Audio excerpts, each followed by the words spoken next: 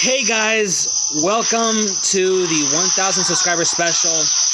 As of the time and date of recording this, we have yet to actually hit 1,000 subscribers, but if I ever get the chance to actually make this video public, which I hope it will, that just shows me that you guys will enjoy my content.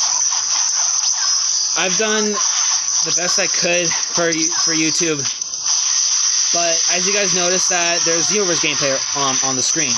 Now, as you guys may have noticed, my channel is called Vegito, Super Saiyan Blue Vegito.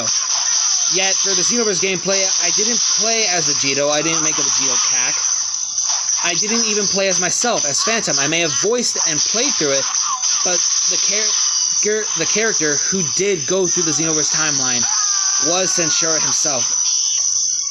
SenSura is a character that I made back when I first got into Dragon Ball. After the Resurrection F movie had come out. Now, SenSura's character is more of an interesting one that you wouldn't expect the most of Frieza races. Well, he said the Frieza race CAC. I feel like most Frieza races rather they wish to be the first member of the race, or they just have a vendetta against Saiyans, which makes sense, I guess. But that's where SenSura is different. He's different. His story, I feel like, would be different from most. And I wanted to do the 1,000 subscriber special by having you guys learn a bit more about him. So I wrote SenSura's lore. It took a while to really figure things out for him, but after time, I learned what was needed and what I felt like, what felt right to me on SenSura's story, on SenSura's lore. So with that being said, how about we just get into SenSura's lore? You guys are ready for it? Let's begin. The SenSura lore. His story makes way to light only a few months after the Broly movie, but his story begins years before Frieza's birth. Now, to understand SenSura a bit better, we have to go back, far back. Let us begin. The Frieza race has always been composed of born warriors. For example, Frieza, Cooler, and King Cole. This way, the reign of the race could live on, but, as I mentioned, SenSura was different. He's different from most. When he was born, he lacked the strength that most members of the race had. He was labeled weak by the rest of his clan. He lacked the potential to fight, lacked the potential to transform, and lacked the potential to bring honor to the Force and to the clan.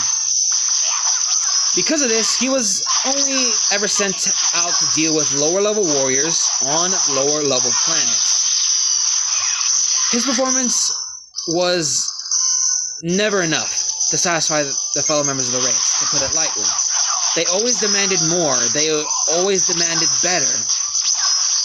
But when Frieza was born, SenSura's suffering had taken a big nosedive. He did what he could to bring his race and the Force the honor that it deserved, what he believed that it deserved. He trained in secret in order to do better, but they shunned him for putting effort into getting stronger. Because, well, the Frieza race has always been composed of born warriors. There's never been a need for them to get stronger. Then, he soon learned that the whole purpose behind the Frieza Force, behind its existence, he realized what the race and the Force brought to the universe. What was brought was nothing but despair, and he couldn't allow this to continue. So he started working on a plan to disband the entire race. At the very least, the born warriors of the Frieza Force. At first, he couldn't really think of anything. But after a few years, after recruiting the Saiyans, he came up with a plan. First, he planned on spreading minor rumors. Rumors are the one thing that bugged Frieza. What Frieza believed that could stop him. Cooler and King Cold altogether. Who were at the time were at the top of the clan. The legendary Super Saiyan. Which, at first, caused nothing but setbacks on missions. Which was soon stopped. Over time, with no signs of the Super Saiyan showing up, of course, missions resumed as they were. He realized that he couldn't do anything while being a part of the Frieza race and the Frieza Force. So he gathered all that he needed to survive, all that he, well, felt sentimental attachment to. And he left with no regrets. Time passes and he hears word that Frieza has been killed by the legendary Super Saiyan. Which, well, really wasn't much of a news for SenSura. He thought nothing of it, but just believed that Frieza had gotten what he rightfully deserved, but felt a little less guilty because, well, since his rumors of the Super Saiyan, he believed that he was the one that caused Frieza to destroy planet Vegeta. But he felt a little relief, knowing that at least one Saiyan escaped planet Vegeta, and was glad to know that that Saiyan was the one to kill Frieza. On another note, since his departure, he grew a hatred towards his own race. He even had a hatred towards himself for even being a member of the race, to the point where he started to hunt down the higher up members of the race, and successfully taking them down, growing stronger and conducting his own research on each of the fallen member of the race, learning everything he could about the difference between each member, down to the smallest piece of their genetic code. Soon, learning what he needed to do in order to transform what he lacked. Time went on and he figured out how to transform, leaving him with 7 transformations, which was a bit of a celebration for SenSura. And after more research and history deciphering, he learned about the true family tree, leading him to find the whereabouts of the first member of the race and the location. So he planned to travel to a no-name planet. And when he arrived, he noticed a temple.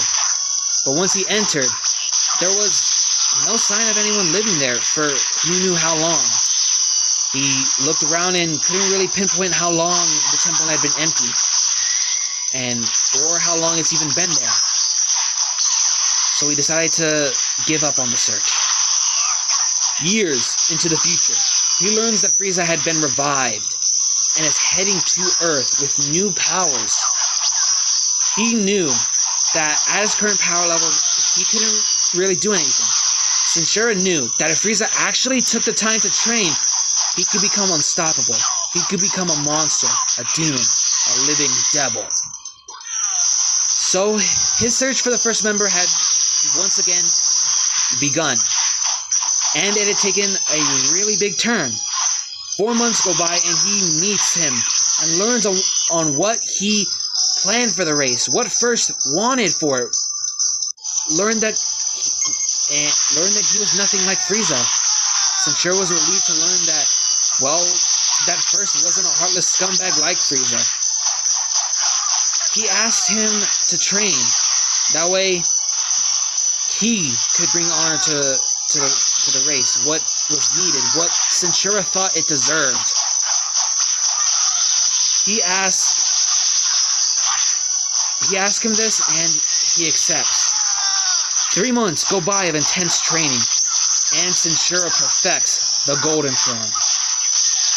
He thanks him for his training and proceeds to leave. But the story doesn't end there.